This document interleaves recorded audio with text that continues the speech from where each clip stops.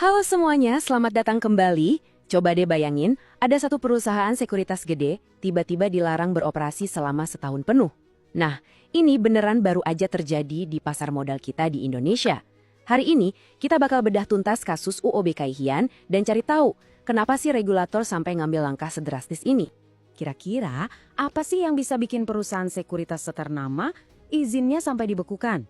Pelanggaran macam apa ya sebegitu seriusnya sampai regulator harus menghentikan bisnis mereka? Yuk kita telusuri bareng-bareng. Dan hukumannya ini nggak main-main. Sanksi pembekuan selama 1 tahun penuh. Ini bukan sekedar surat peringatan ya, tapi sebuah langkah yang sangat drastis yang nunjukin betapa seriusnya masalah ini. Oke, kita mulai dari awal ya. Semuanya itu bermula dari tindakan tegas Otoritas Jasa Keuangan atau yang biasa kita sebut OJK terhadap salah satu pemain besar di pasar modal, yaitu UOB Kay Hian. Jadi di kasus ini ada dua pemain utama. Di satu sisi kita punya Otoritas Jasa Keuangan, sang regulator pasar keuangan kita. Nah di sisi lain ada perusahaannya, PT UOB Kay Hian Sekuritas. Ini tuh cerita klasik ya antara pengawas dan yang diawasi. Lebih spesifik lagi, sanksinya itu adalah pembekuan izin penjaminan emisi efek atau istilah kerennya underwriting selama 1 tahun penuh. Ini efektifnya nanti mulai 6 Januari 2026.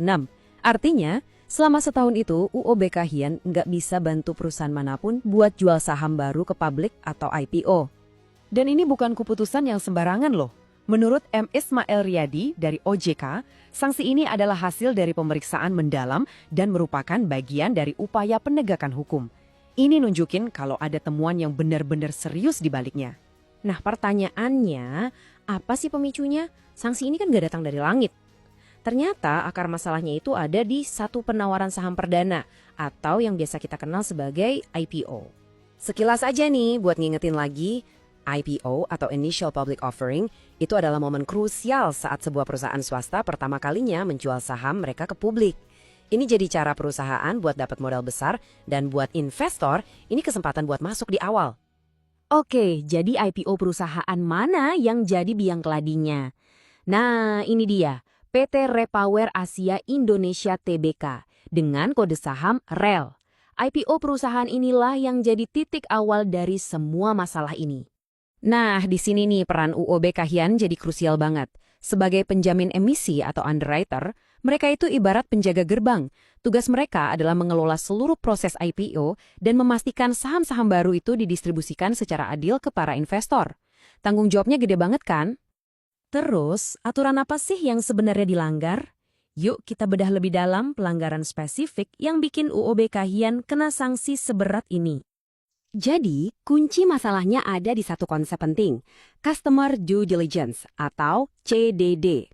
Gampangnya, ini tuh kayak background check yang wajib dilakukan lembaga keuangan ke klien mereka. Siapa sih mereka? Duitnya dari mana? Ada risiko apa aja sama mereka? Kurang lebih gitu. Nah, disinilah letak kesalahannya. Jadi ceritanya gini, prosesnya dimulai dari rujukan klien oleh UOB Kay Hian di luar negeri yang mewakili 8 investor.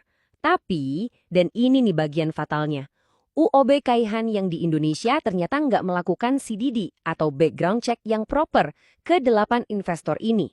Hasilnya, mereka bisa dapat jatah pasti saham di IPO REL, sebuah keuntungan yang seharusnya nggak bisa mereka peroleh tanpa verifikasi yang layak. Terus, siapa aja sih para investor yang diuntungkan dari kelalaian ini? Yuk kita coba telusuri. Kalau kita urutin, alurnya jadi jelas banget. Ada klien, yaitu UOB Kay Hian PT Ltd, yang merekomendasikan 8 investor. Lalu ada penjamin emisi, UOB Kay Hian Sekuritas di sini, yang gagal melakukan uji tuntasnya. Dan akhirnya, ada penerima manfaat, yaitu 8 investor individu yang dapat jatah khusus saham IPO itu. Dan OJK ini transparan banget loh. Mereka sampai merilis nama 8 beneficial owner atau pemilik manfaat ini. Tindakan ini bikin pelanggaran yang tadinya cuma urusan korporat jadi terasa sangat personal, dan ini nunjukin keseriusan regulator buat mengungkap siapapun yang terlibat. Oke, kita udah tahu ceritanya gimana, siapa aja yang terlibat. Tapi pertanyaan yang paling penting sekarang, kenapa sih kasus ini begitu signifikan? Apa dampaknya buat kita semua, para investor di pasar modal? Jawabannya simpel, tapi dalam. Ini tuh bukan cuma soal satu perusahaan atau satu IPO aja. Ini menyangkut fondasi dari seluruh pasar keuangan kita, yaitu kepercayaan dan keadilan. Tanpa dua hal itu, ya semuanya bisa berantakan. Nah, tindakan tegas OJK ini tujuannya adalah untuk memperkuat pilar-pilar penting bagi pasar yang sehat. Pilar-pilar itu ya regulasi yang kuat, perlindungan untuk investor kayak kita, dan kewajiban uji tuntas oleh para penjamin emisi. Kalau salah satu pilar ini aja goyah, seluruh struktur pasar bisa terancam. Jadi, pesan utamanya apa? Jelas banget. Regulator kita nggak main-main. Mereka secara aktif menegakkan aturan buat melindungi kepentingan publik. Dan ini jadi sinyal keras buat seluruh pelaku industri.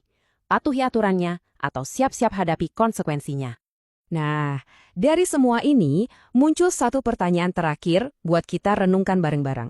Apakah sanksi pembekuan selama 1 tahun ini udah cukup untuk memberikan efek jera dan memastikan terciptanya pasar yang benar-benar adil untuk semua investor ke depannya? Sebuah pertanyaan penting yang akan menentukan arah pasar modal kita nanti.